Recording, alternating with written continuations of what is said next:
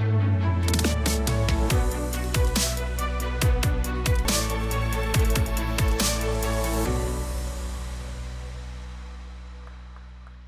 everyone. Good morning. My name is Smiti. I'm the founder of Advantage Club.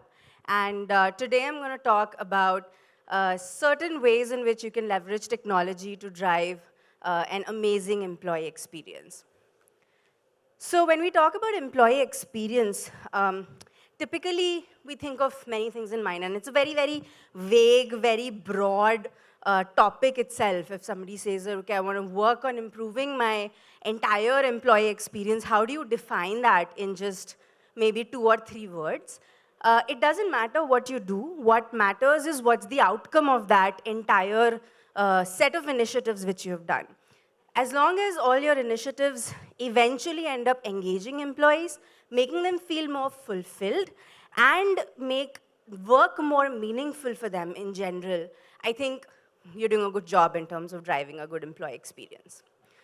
So when we talk about the journey of how work has been defined over time, the prehistoric era, or when the Industrial Revolution started back in the early 19th century, prior to that, it used to be barter, and post-barter, when currency became something which is normal and the Industrial Revolution started, that is when the concept of experience or benefits, it started in general. Back then, most of the work was manual. It was labor-intensive, which is why it was important to provide employees additional support in terms of injuries, in terms of on-the-work issues which they are facing, and that's where benefits was defined in general. With times, the social responsibility and regulations era came in, which was in the range of 1915 to 1980, which is where work became more mind-oriented and less labor-oriented. And that's when the concept of providing benefits around health, benefits around insurance, and that's when all those regulations started in place, and today it's status quo, right? Post-COVID, even the smallest of organizations have a mandate to provide basic health insurance to their employees. Then we came to the global economic era, which was still the period of 2010, where, of course, these benefits became pretty normalized, and organizations started looking at ways to create better professional leverage from their end so that employees are sticking around in their companies and they feel that, okay, this company is providing me my professional growth, which is why I would like to stay here and not switch. Today, we're living in the VUCA era, which is the volatility, uncertainty, complexity, and ambiguity era, and it hasn't changed. Since 2010, we've seen a bunch of ups and downs in the industry. We've seen recessions, we've seen COVID, we've seen the entire economic downturn, we've seen the great resignation, we've seen the great comeback. Every year, there's some or the other drama which is happening, and there's something new which is coming up. There is so much uncertainty in this market that every year, organizations have to reinvent the way they think about employee experience, redesign their policies, and restructure their entire experiential solutions in terms of being relevant to the latest Gen Zs or millennials or whatever generation keeps coming one after the other. So how do you define a baseline ROI of employee experience?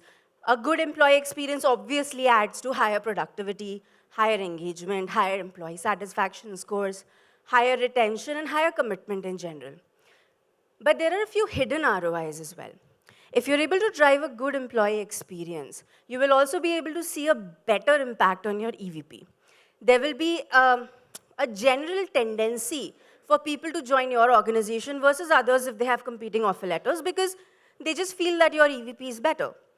A better EX also adds to better employee happiness, obviously, and it adds to better DEI in your workplace as well. So if you have to define your employee life cycle, where you want to do those touch points and you want to drive better experiences, these are the ways in which you can actually utilize and drive those, and I'm going to talk about these today. So today we're going to focus primarily on rewards and recognition, flexible benefits, sales or any target-oriented incentive programs, health and well-being, moments that matter, general celebratory gifting, communities, clubs, and belongingness. And we're going to focus on how do you convert CSAT to ESAT.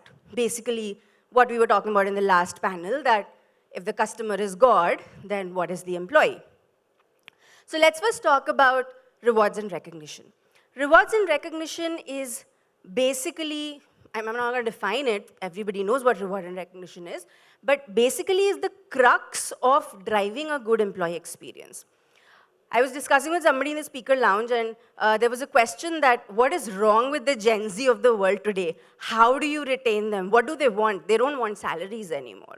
Their average lifespan is 1 to 2 years. If they stay for 2 years, it's a huge deal. So how do you make that impact in terms of making them feel that they're the right place and creating a better retention policy for them? And reward and recognition really helps today's generation stick around in a company for a longer period of time.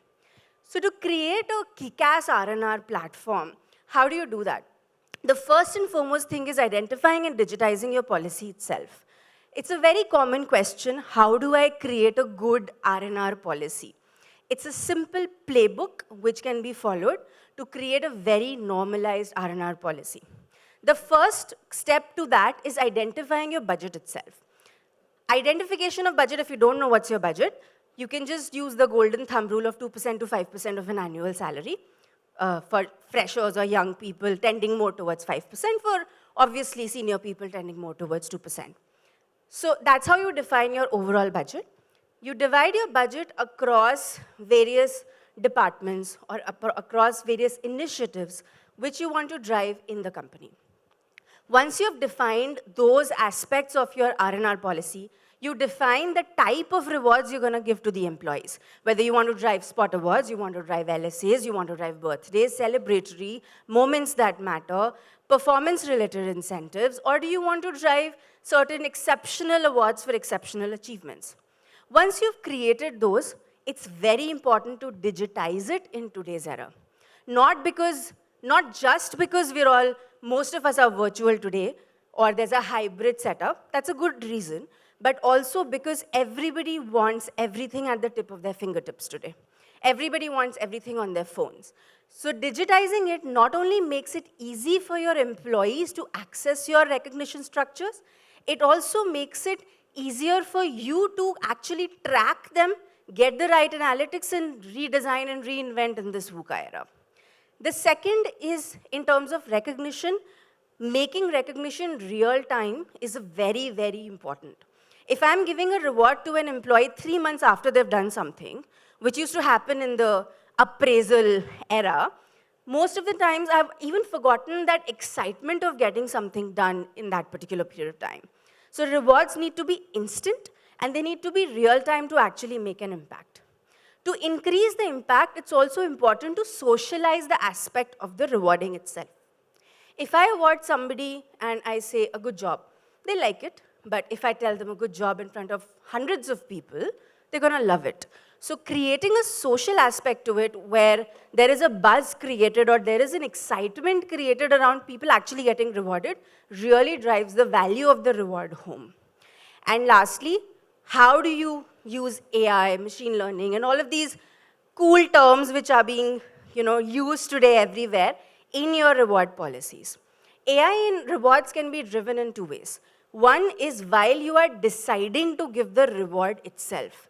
AI can be utilized to identify patterns in terms of performance, in terms of future retention, in terms of how often managers are actually awarding the right set of people, identifying biases, and creating a more fair and transparent policy in terms of rewarding. AI can also be used to personalize the choices which people are taking when they are utilizing their reward. Instead of giving one reward for all, you can give them a plethora of choices, and that's great. But if you give me 20,000 things to look at, how do I decide what I want to use? I might end up missing out most of the relevant things to me. And AI can help showcase the relevant products or the relevant rewards to me on the top, basis my preferences, basis my user history, basis my utilization. And that's where personalization makes a better impact through AI. Talking about personalization and giving a basket of benefits, flexi benefits is something which has become a rage nowadays, primarily because today's generation does not want a one-size-fits-all kind of a benefit itself. Whether it is around wellness, whether it's around travel benefits, whether it's around experiences, anything for that matter, employees need more choices in their lives.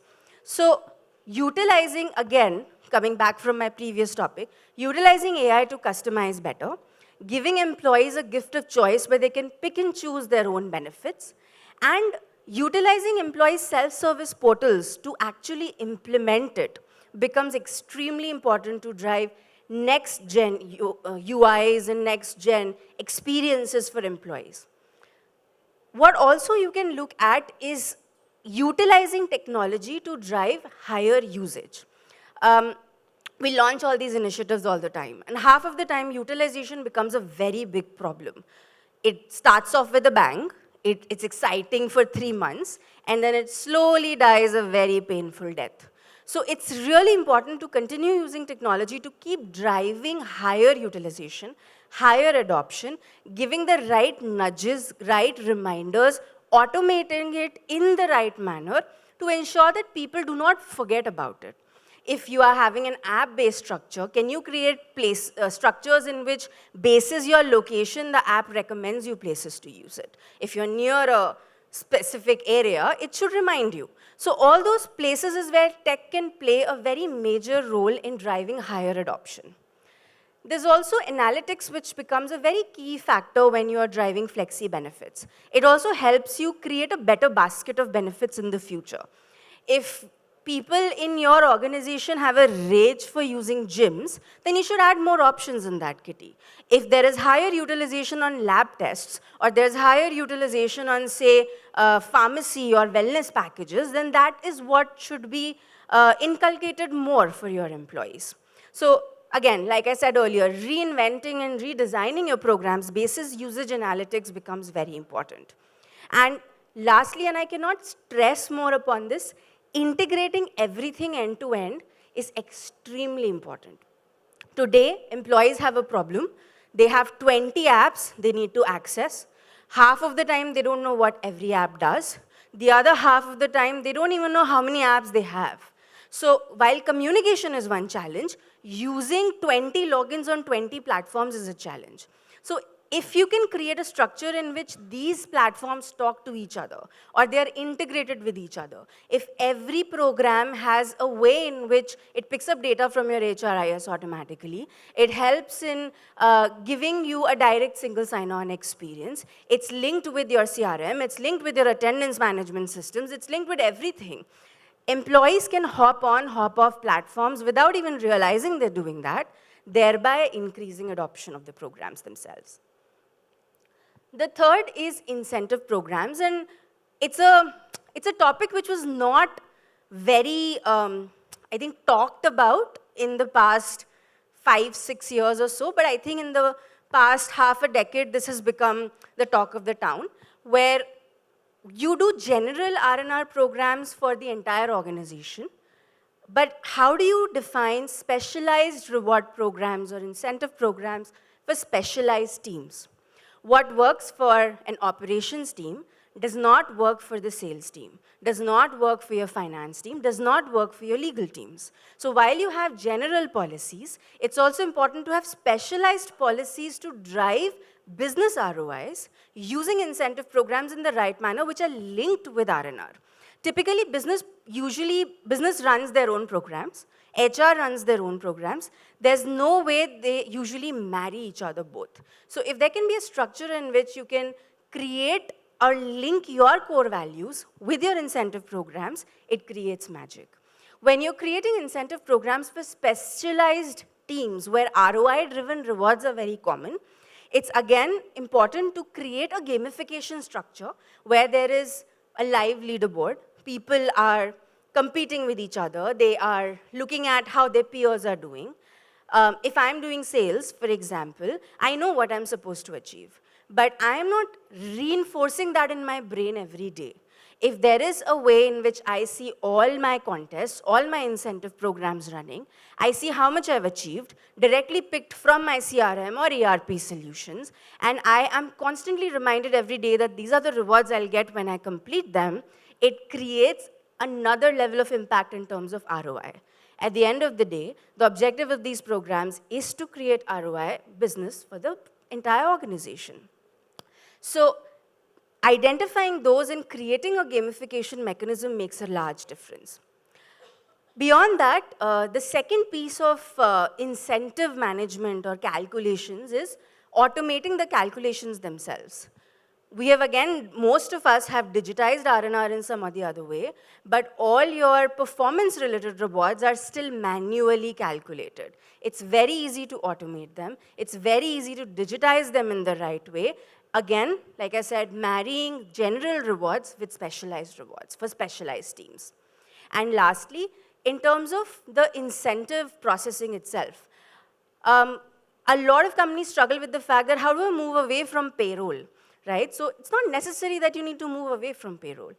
Give that additional option to employees because, to be honest, payroll takes 45 days on an average to get delivered to the employee.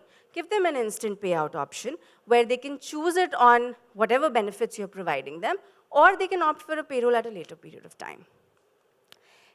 Health and wellness has also become like a really big rage overall over time, which we've seen, where organizations, especially post-COVID, have started focusing on the well-being of their employees. This is where you can make an impact by utilizing technologies like wearable tech. Does that mean you buy Fitbits for everyone in your company? No. Even if most of the organizations will see that most employees today have some sort of a smartwatch which they're wearing, or if they're not, every Android and iOS device has a Google fitness tracker or an Apple fitness tracker, which you can utilize to run your step challenges, your general stepathons, walkathons, to drive general health and wellness. You can also overall strive to promote better healthy habits, and you can link it with all your well-being initiatives so that people can not only compete with the organization, they can also invite their colleagues and create those smaller challenges and keep on continuing to drive better well-being in a gamified manner in the organization. Lastly, in terms of automation, I think it's really important to utilize the power of automation for digital automated rewards. Things like birthdays, anniversaries, or completion of long service milestones should not be manual in nature. There is no reason for somebody to sit manually every month and calculate all anniversaries and then send them those rewards. All of this can be easily automated by using a digital provider to kind of make it to the next level.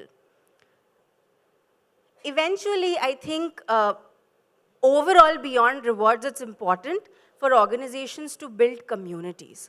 And to build communities, you need to create a sense of belongingness for employees who think alike.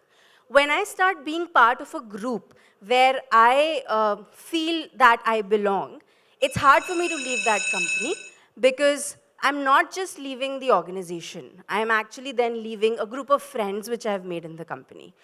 You can use this for diversity, equity, inclusion as well, where you can create groups of like-minded people who think alike or are of the same community, or maybe things like employee resource groups.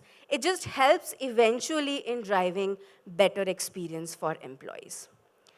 So lastly, I think in terms of an employee experience, the impact you'd be able to achieve is higher engagement, higher retention, higher performance, and an increase in your employer brand itself. And obviously, you need to leverage the right technology partner for that. That's primarily it from my end. My time is up. Thank you so much, everyone, for listening to me. Once again, my name is Smiti. I'm the founder of Advantage Club. We have a booth here if you're interested in discussing anything related to employee experience, rewards, flexi benefits. We're not going to sell you. Happy to just chat with you. And thank you so much for listening to me today. Thank you.